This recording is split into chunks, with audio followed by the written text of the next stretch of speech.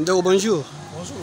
Bon, tolinto yeba nini yango esalami awa eza nini tolinto yeba vraiment Je attends lelo zalaki vers 8h du matin. Okay. Makelele nungu na liboso ya couloir na biso nde toyi komona tosali constant que zalaki la police identifié na bazalaki na bato ya parquet.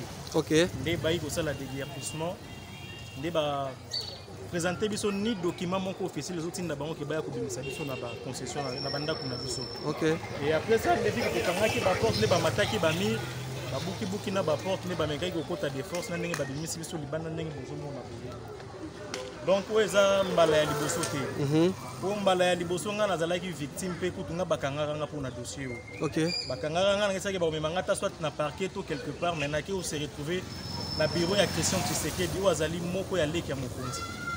Nde tozalaki wana na ndenge agangelaki biso afingi biso na kofinga na ndenge atinda abwakaki nga na moninga nanga bakende kolalisa biso na kasho ya kankokolo. Okay. Kuna tosalaki 4 jours bakomaki kosenga biso bamanda bambongo moko ya likolo. Okay.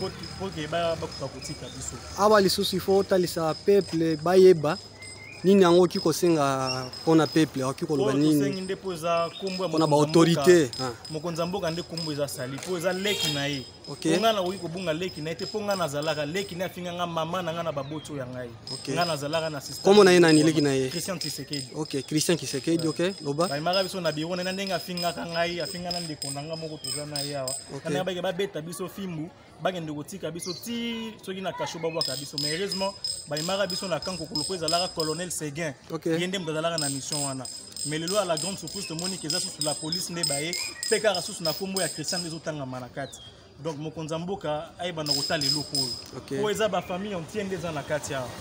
Donc awa déjà une affaire soki ya 6 familles eza libanda. Toza na ba titre d'enregistrement na biso toza na ba document na biso nyonso pe tosombaka yango donc na maboko ya mutu.